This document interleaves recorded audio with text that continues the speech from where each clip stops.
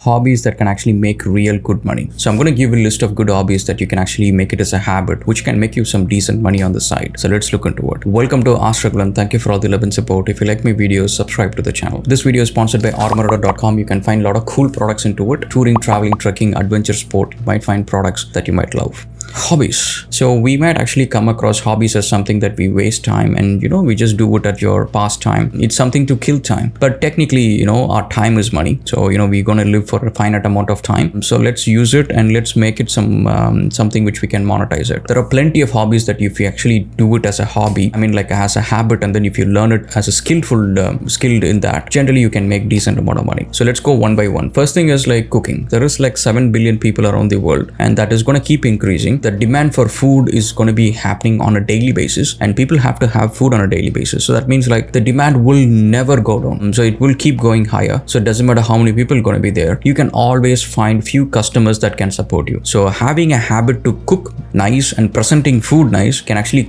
open a new doors for you. Any restaurant, if you look at it, the biggest investment for a restaurant is actually the person who manages a kitchen. It's not the interiors, it's not the raw materials, it's not the equipments and all that sort of stuff, because those things people can get it, anyone can get it. But having a skillful chef is basically something it's hard to get. A restaurant making a decent amount of money, it's because of a skillful chef, and making a good decent food is not that easy. So if you are skilled enough and if you are passionate about making food and if you enjoy doing that, keep going. There is a lot of opportunities. You can do private catering, you can cater to events, you can cater to weddings and birthday parties, and you can even cater to people who are going to office on a daily basis. So there is a company called Dappawala there from Mumbai. There is a lot of those companies happening around the world, and where they actually supply food on a daily basis because people need it. And the second one is a photography. And few years ago, there used to be a lot of photo studios around each corner where photos are basically taken by people called photographers, and they have a special equipment called a camera called DSLR, and which used to have like a film rolls. So that means like every photo is not a trial and error. It's basically just you have to go and do a good job because it's cost money, and it's not like a digital print. You can delete and make another one. So that means like it's not accessible for a regular public, and people have to spend money to take a single photo. But now people have a good phone, and people can have access to a very good DSLR for a very cheaper price. You can get a used one for a much cheaper price. With that one, you can learn to make photographs, and photographs in the sense like you can be a wildlife photographer, you can be a portrait photographer, and you can be an event photographer. Whichever you do it, you might actually find relevant opportunities where you can get some freelancing jobs or a part-time jobs or something like that. And the next one is drawing. When people say drawing, I'm an artist. Generally, there is like multiple classification of art that you can say it. One is like people call it as sketching. You might see them in streets where people sketch some other person and then they give it as a portrait or something like that. So that's very basic sketching that you can do it. On top of it, you can do water on oil, that's called watercolors, or acrylic painting, oil on canvas. So there are different types of drawings and artwork that you can do it. But most of the time, whichever you guys do it, you have to see how we can monetize this particular skill. If you're a very good artist, you have to make sure that, let's say, okay, I'm making an art, I'm going to spend 10 days for it. So let us find a buyer. So the buyer could be coming from a gallery, a buyer could be a corporate company or a restaurant, interior designer, architect. There is multiple venues where you can actually sell your artwork. And then video games. Video games used to be a complete useless hobby a few years ago, where people just spend money and time just for the sake of it, for having fun.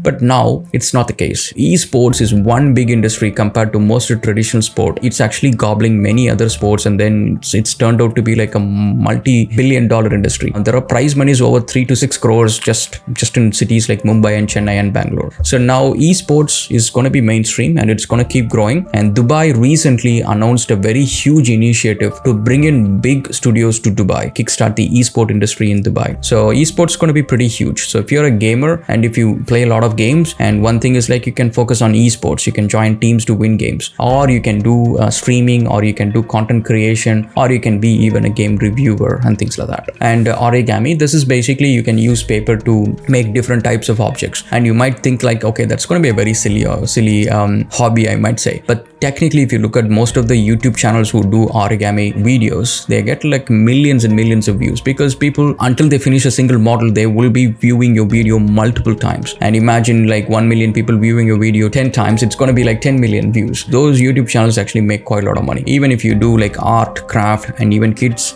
drawings and things like that. That's all it's gonna be good for content creation and for school workshops and college workshops and things like that. And then chess is like one hobby turned into a very big profession in many countries. India, Tamil Nadu has around like 32 chess grandmasters. Chess is pretty huge. If you especially coming from Tamil Nadu or southern part of India, and this is something that you can actually make decent amount of money. And not just being a player, you can become a coach, and you can supply retail materials such as chess boards and books and coins and all of those things. You can supply it, facilitate tournaments, conduct tournaments and things like that. On top of it, like if you can also do like hiking, touring, trekking and camping, and this is some really good skill set because not many people will have skills around it. With Armorado as being our own product, we are actually specialized in all of these areas, and we on a regular basis interact with a lot of these trekkers and campers and stuff. They always find it very difficult to find a guide who understands camping in a specific location like Western Ghat or something like that. And a guide can actually take you to a safe trekking path and bring you back again. So that sort of stuff is like a very good hobby. At the same time, people gonna pay you for your trekking trip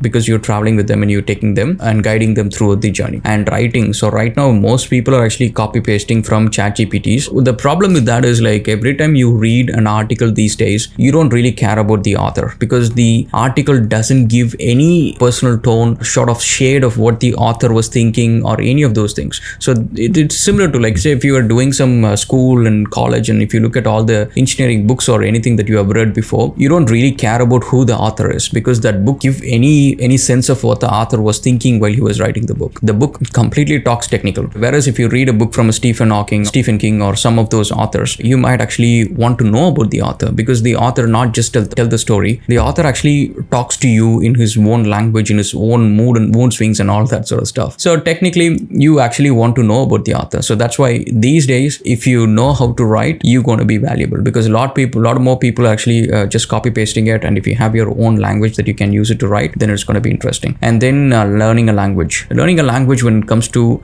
you have to make sure you choose a language which is useful. And that is why, most of the South Indians, like they prefer to study an additional language such as French or German. That is why, they go abroad for work. People who choose languages which is available only in India, such as Hindi, for example, they're going to find work only in India. They will not be able to use that language outside of India to get work especially. And that's why the influx of migration is from north to south, and south is actually going abroad. And so if you're going to learn languages, study something as German and Japanese, Chinese, Arabic or anything like that, where that particular population doesn't speak any other languages such as English. So that way companies here, they basically, it's like we are running like around 190 billion industry on ITS sector. So almost like every company has like around 10 or 15 BDMs who's calling all overseas clients to get projects. None of those companies are actually having someone who speaks German or Japanese or Arabic or all of these languages. Now, if you learn any of these languages, you can be a business development manager for millions and millions of companies around India. It could be an IT company, it could be an engineering company. You can actually get projects from Germany to India, which is like not many companies does it, and it's going to be a very small companies who's going to target about it. So you will generally get a very good job by learning these useful languages. And then podcasting. So just like this YouTube channel, you can be a content creator, you can be a podcaster, and you can actually podcast with some really good guests. Be at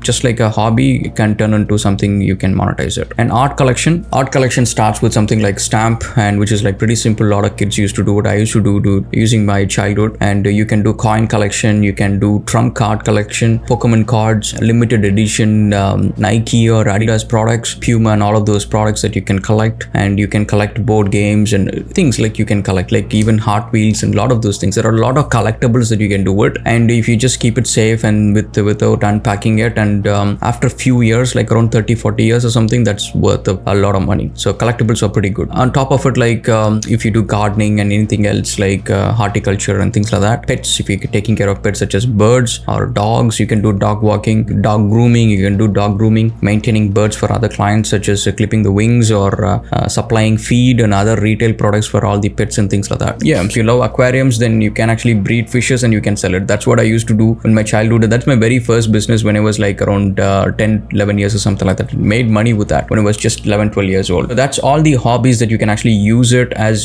keep it as a habit and keep going and then keep learning. Once you get skilled enough, and you will actually be able to make money with that. Okay, we'll catch up again on another video, guys, and thank you so much for all the love and support. If you like my videos, subscribe to the channel.